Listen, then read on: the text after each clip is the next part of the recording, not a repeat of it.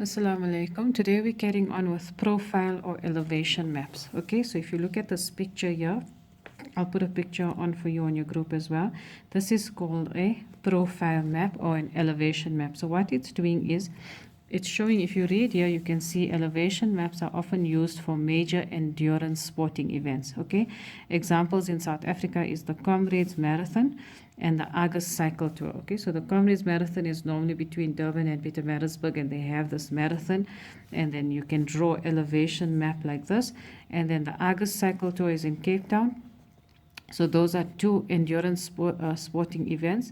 An athlete, when training for the event, needs to be aware of the uphills and the downhills and the distances that they're going to run. So if for example in this question here, if you're going to do your race on a route like this, it's showing you that first of all the distance that you need to go, right? So if you're looking at the bottom, it's showing you your distance in kilometers. Can you see 50, 100?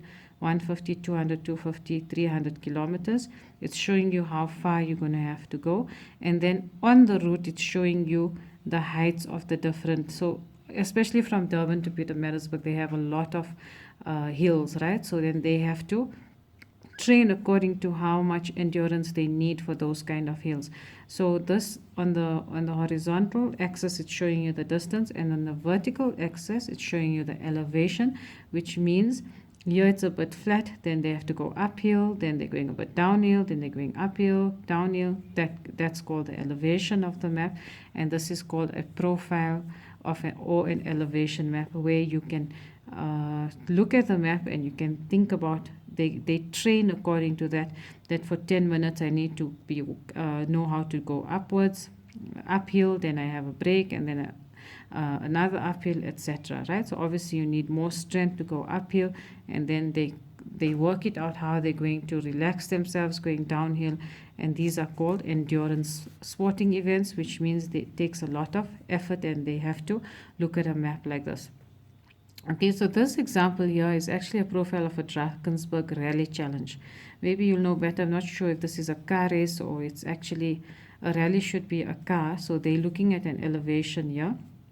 So if we look at the bottom, the horizontal axis is showing us the distance in kilometers. Okay, so 50 kilometers, 100, 150, 200, 250, 300 kilometers at the bottom.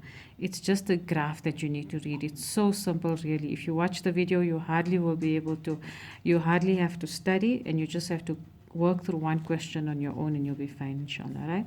So this is showing the elevation here. So at 0, when we're starting the race, we are here, we're at this elevation here. You can see it's between 1,000 meters, it's about 1250 meters where you're starting.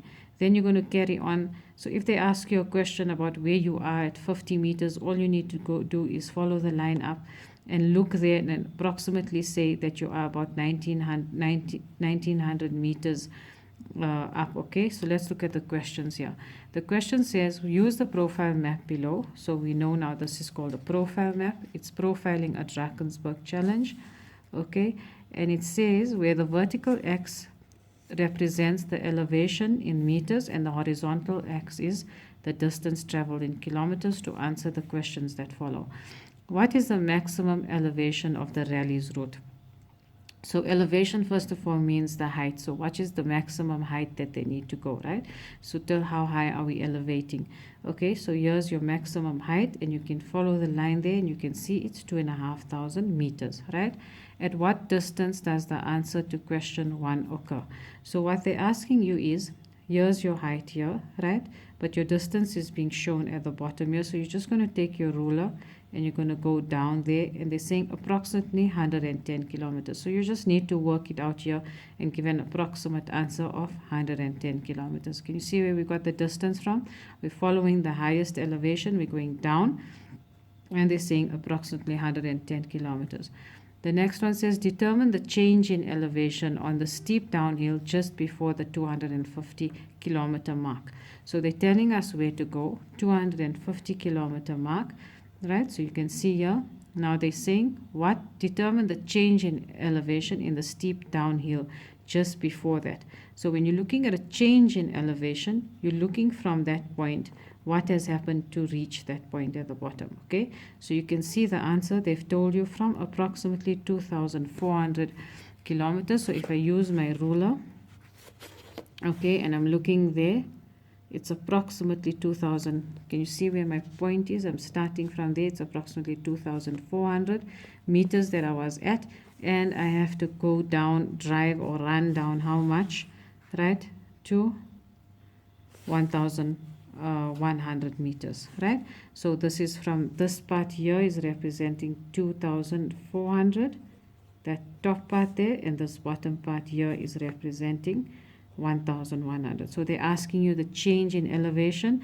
Okay, if they ask you uphill change in elevation, you're going to go that way.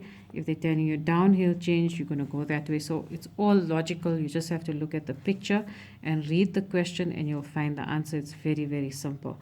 Okay, so it's saying what is the change from approximately 2,400 meters down to approximately 1,100 meters. Now it says express the answer to the question in 3 kilometers. You'll notice when we're doing these map questions, they have included conversions. They will not in the exam give you a separate, completely separate question on conversions. It's going to be included somewhere like this here, where they have space to test you the same thing. So now here they're testing you how you're going to get from meters to kilometers. And remember, I told you to please learn that diagram, okay? So what we're doing from meters to kilometers, we're going to divide by 1,000. Eventually, you'll know the conversions and you won't have to even draw the diagram. So we're going to divide by 1,000 here. If it's 2,400, my comma is here. I need to move my comma 3 places because I've got 3 zeros. So I'm going 1, 2, 3, and I get 2,4 kilometers. Here my comma is here, and I want to move 3 places, 1, 2, 3. I've got 1,1 kilometers. So all we're doing is converting from meters to kilometers. Can you see how easy these profile and elevation maps are? Even the other maps that I've done in the other videos, it's very simple.